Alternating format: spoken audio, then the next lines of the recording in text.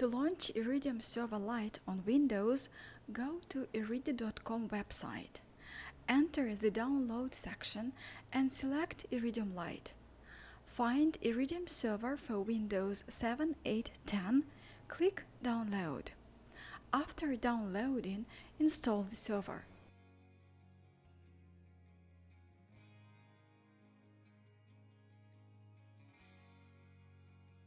I won't do it as it is already installed on my PC. After it, a folder named iRidium Components appears on the desktop. Open the folder. There is a link to iRidium Server Lite. Click on it to start it. The server looks like a window of command line. You do not have to click anything else here. The next step is to activate the server in i3 Lite app.